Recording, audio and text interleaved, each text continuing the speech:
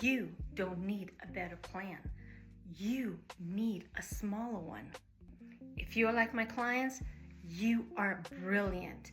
You build the most well thought out, well researched, well organized, beautiful, perfect plans that I've ever seen.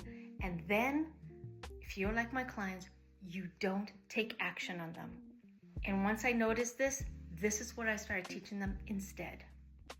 High achieving women confuse the quality of the plan, the perfection of the plan, the beautiful plan with the likelihood and guarantee that they'll execute. But what happens is the more perfect the plan is, the less likely you are to actually execute it. And that is because perfectionism in planning is actually still procrastination. It still is you avoiding doing the uncomfortable thing. It's you still avoiding feeling an uncomfortable emotion. It just looks like productivity on the surface. It just looks like you're doing something, and it's a way my clients tell themselves that they're doing something. So I teach my clients the concept of a minimum baseline.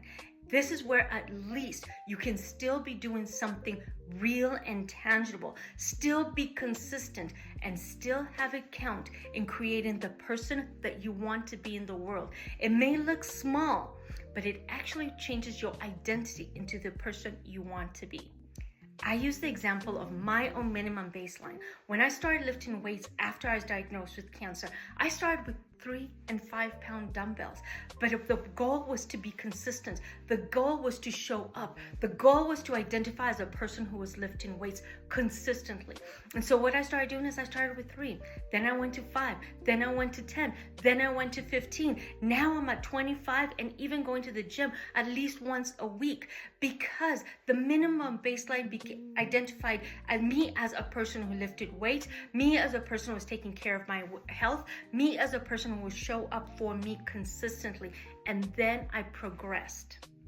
The goal is not what you put out. The goal is not what is the end result. The goal is becoming the person who shows up for you no matter what. The goal is becoming the person who identifies as that consistent, deliberate person. And that's because your identity is built by evidence, and small, consistent action is the evidence you need.